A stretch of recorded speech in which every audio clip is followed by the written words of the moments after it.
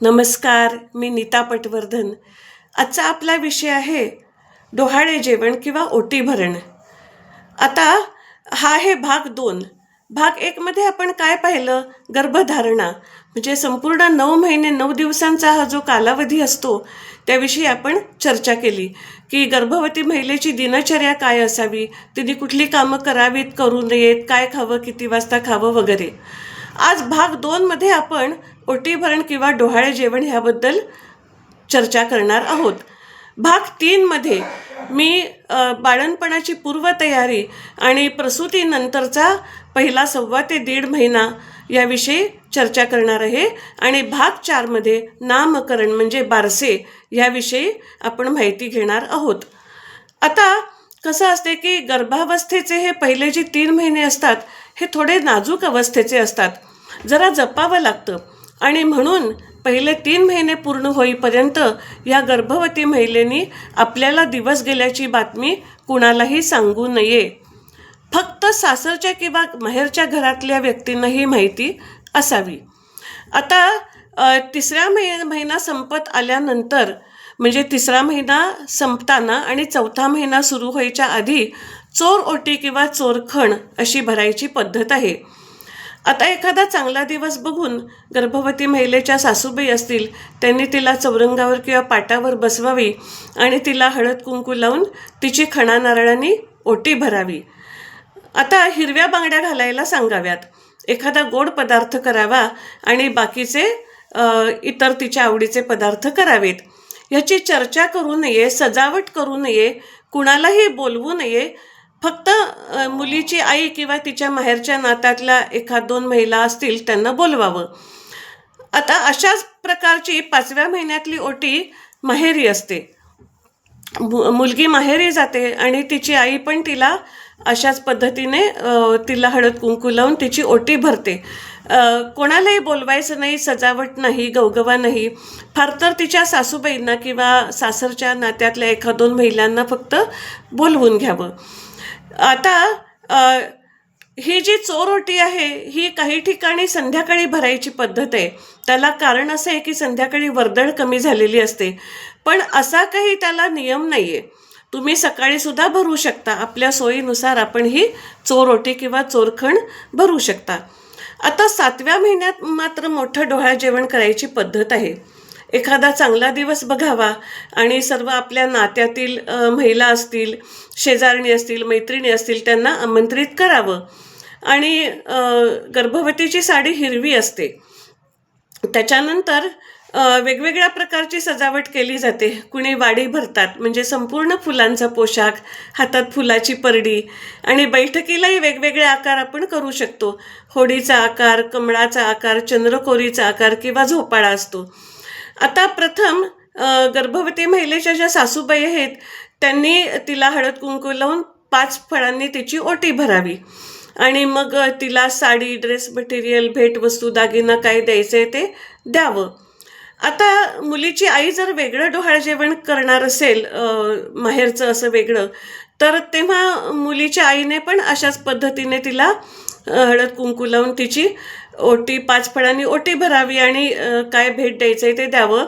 जर एकत्र असेल तर सासूबाईंकडून ओटी भरून झाल्यानंतर मुलीच्या आईने असंच तिला हळद कुंकू लावून तिची ओटी भरून भेटवस्तू द्यावी. नंतर ज्या निमंत्रित महिला आहेत त्यांनी पण एक एक करून अशा प्रकारे तिची ओटी भरावी. आता जेवणाचं ताट जे असतं ते इतर सर्व पदार्थांनी युक्त असतं. त्याच्यामध्ये 2 वाट्या ठेवतात, एकामध्ये पेढा आणि दुसऱ्यामध्ये बर्फी. आणि ह्या वाट्या पुरीने झाकलेल्या असतात. आणि हा सगळा कुतूहलाचा आणि गमतीचा भाग आहे की तिला एक वाटी उघडायला सांगतात, त्याच्यामध्ये पेढा आहे का बर्फी. उद्देश असा आहे की ही जी डोहाळतुली आहे, गर्भवती महिला आहे, ही खुश झाली पाहिजे, तिचा मूड चांगला राहायला पाहिजे आणि आनंदी राहिली पाहिजे, संपूर्ण सकारात्मक वातावरण पाहिजे त्याच्यामध्ये. आता कसं आहे की एखाद्या घरामध्ये डोहाळे जेवण भरायची चाल नसते, रीत नसते, तर त्यांनी ओटी भरू नये. एखाद्या घरामध्ये मुलीची आई किंवा मुलीच्या सासूबाई नसतात, तर सासरच्या माहेरच्या जवळी असणारी एखादी सुवासिनी असेल तिने ही ओटी भरावी. काही कारणाने 7व्या महिन्यात ओटी भरायला जमलं नाही तर 9व्या महिन्यात ओटी भरावी, पण शक्यतो 9व्या महिन्याच्या सुरुवातीलाच भरावी, कारण उशीर झाला तर ही मुलगी थोडी अवघडलेली असते आणि मग तिथे एन्जॉय नाही करू शकत. फक्त एकदा 7व्या महिन्यामध्ये समजा सासरची किंवा माहेरची एखादी जरी ओटी भरून झाली तरी बाकीच्या ज्या असतात नातलग महिला किंवा मैत्रिणी असतील त्यांनी 8व्या महिन्यात डोहाळे जेवण केलं तरी चालतं. पण माहेरचं किंवा सासरचं डोहाळे जेवण हे 8व्या महिन्यात असू नये. 8व्या महिन्यामध्ये आपल्याकडे अठांगुळ करायची पद्धत आहे. आता ही सुद्धा खूप जुनी रीत आहे. ज्यांच्या घरात अठांगुळ करायची पद्धत असेल किंवा ज्यांना इच्छा आहे करायची, ज्यांना शक्य आहे, त्यांनी अवश्य हा विधी करावा. आणि अठांगुळ करणारी एखादी जाणकार व्यक्ती, माहितगार व्यक्ती असेल त्यांच्याशी बोलून आपल्याला हा कार्यक्रम करता येईल. त्याच्यानंतर हे जे सगळं आहे, आता काही राज्यांमध्ये भारतातल्या पौर्णिमेच्या चंद्रप्रकाशात डोहाळे जेवण करायची पद्धत आहे. ही खूप छान संकल्पना आहे की चांदण्या रात्री तुम्ही चांदण्या रात्रीच्या प्रकाशामध्ये बसलायत आणि तो जो शीतल अमृत वर्षाव असतो चंद्रकिरणांचा, पूर्ण चंद्राचा, तर त्याच्यामध्ये संपूर्ण ताटातले पदार्थ पांढरे करतात. आणि डोहाळे तुलीला सुद्धा हे खूप आवडतं कारण शीतलता असते त्याच्यामध्ये. आपल्याला जमेल, झेपेल, आवडेल तसं आपण करावं. अजून वेगवेगळ्या प्रकारे आपण डोहाळे जेवण करू शकतो. कोणी होडीतलं करतात, कुणी रानात जाऊन करतात, रानावनातलं असं म्हणजे वृक्ष वेली ह्यांच्या सहवासातलं करतात. हौसे मौजेचा भाग आहे.